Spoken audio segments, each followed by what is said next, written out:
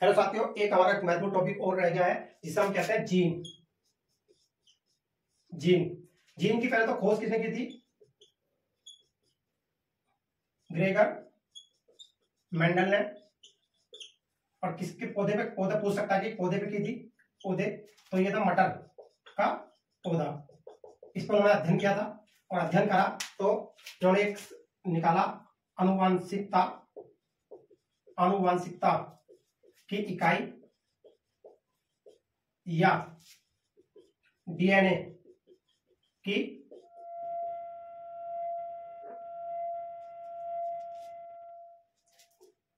की क्रियात्मक इकाई।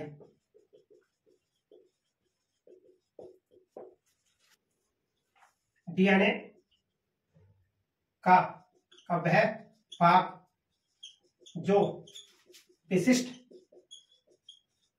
कार्य करता है वह जीन है। तो साथियों, डीएनए का वह भाग जो विशिष्ट कार्य करता है वह जीन है। जीन एक विशिष्ट कार्य के लिए बनता है। तो जीन हमारे एक पीढ़ी से दूसरी पीढ़ी में जो आनुवंशिकता के लक्षण जाते हैं वो जीन के थ्रू ही जाते हैं। तो साथियों, सबसे पहले हम अभी बताएंगे क्या क्या चीज होती है। फिलहाल आपको जीन के बारे में समझना है। जीन जो मानव में जीन लगभग 30,000 होते हैं। कितने होते हैं साथियों? 30,000। तो साथियों आगे देखते हैं इसी में हम। जीन एक विशिष्ट एंजाइम को स्रावित करते हैं जो एक विशिष्ट कार्य करते हैं।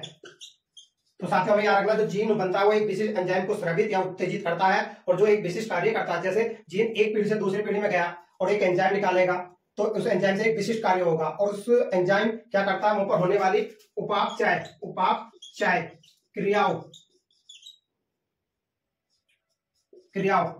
को तेज करता है। तो साथ ही जो एंजाइम होते हैं ना, क्रियाओं, हमारे जो उपापचय क्रिया हमारे शरीर में जिसे हम मेटाबॉलिज्म रिएक्शन कहते हैं, उनको ये क्या करता है? तेज करता है और उसे तेज होकर एक विशिष्ट कार्य करता है। तो ये चीज हमारा जीन करता है। और जीन किसका बना होता है? डीएनए की सबसे लास्ट क्रियात्मक इकाई जो विशिष्ट कार्य के लिए बनती है। तो साथ ही हमें एक चीज और रखनी है, जो जीन होता है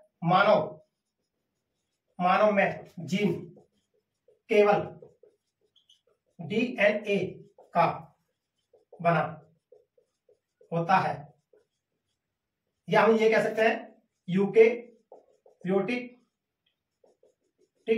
कोशिका में।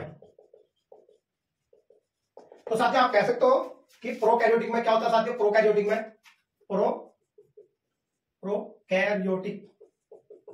कोशिका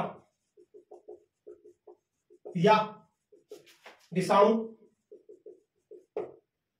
तो इनमें क्या होता है? डीएनए व आरएनए दोनों का बनता है जीन। तो साथियों हमें याद रखना है, ये चीज हमारे एग्जाम के हिसाब से बहुत महत्वपूर्ण है।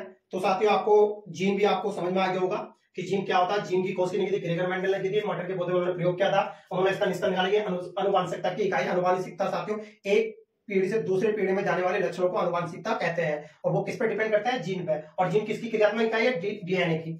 तो साथियों डीएनए का वह भाग जो विशिष्ट कार्य करता है वह जीन कहलाता है। मानव में जीन लगभग 30,000 होते हैं। जीन एक विशिष्ट एंजाइम को स्वतंत्र करते हैं जो एक विशिष्ट कार्य करते हैं, उपापचय क्रिया। अब साथियों आपके एक मन में आ रहा होगा कि हमारे जीन का निर्माण कैसे क्या होता है। तो साथियों आपको ये समझ में आ गए होंगे। थोड़ा सा आपको हम एक श्रृंखला दिखाते हैं, उससे आपको समझ में आ जाएगा।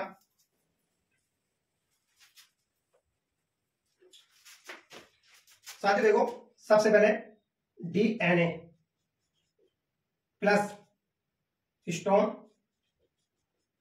प्रोटीन, और ये क्या होता है साथियों? क्षारीय।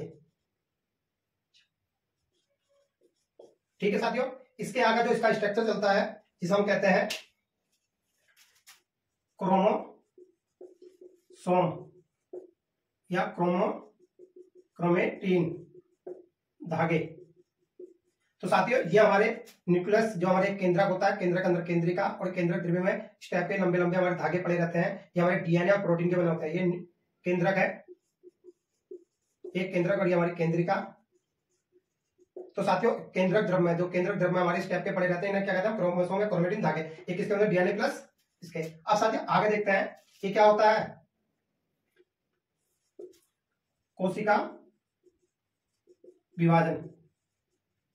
तो जब साथियों कोशिका विभाजन होगा तो क्या होगा, ये जो है संकुचित होकर टूटते हैं। किसमें टूटते हैं साथियों, गुण सूत्र में।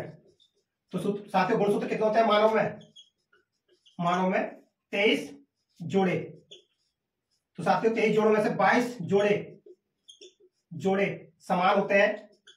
समान किसमें, पुरुष व स्त्री में।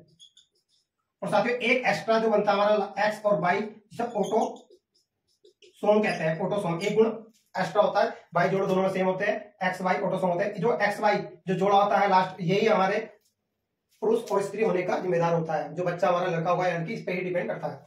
साथियों ये जो गुणसूत्र होते हैं, तो हमने बता दिया 23 जोड़ होते हैं साथियों। फिर ये टूट कर छोटे छोटे रूप में, टूट कर छोटे छोटे रूप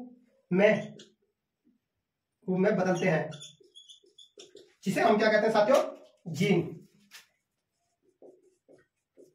और इसे क्या कहा गया साथियों, हमारा अनुवांशिकता की इकाई। तो साथियों आपको याद रखना, तो हमारी जो स्ट्रक्चर कहां से चला, डीएनए से चला, पर्सनल प्रोटीन से चला, और कहां पे खत्म हुआ, जीन पर। और तभी हम डीएनए की से क्रियात्मक इकाई कहते हैं साथियों। ये हमारा स्ट्रक्चर होता है मानव में। ये हम आपको जब ये गुणसूत्र और बढ़ाएंगे, गुणसूत्र का हमने स्ट्रक्चर अपने कल की वीडियो में अपलोड करा, उसे देख लेना साथियों। तो इस प्रकार से हमारी जीन भी आपको समझ में आ गई होगी, और इस स्ट्रक्चर को हमें ऐसे याद रखना साथियों। इस प्रकार की वीडियो देखने के लिए हमारे चैनल से जुड़े और हमारे चैनल को लाइक एंड शेयर करें और सपोर्ट करें।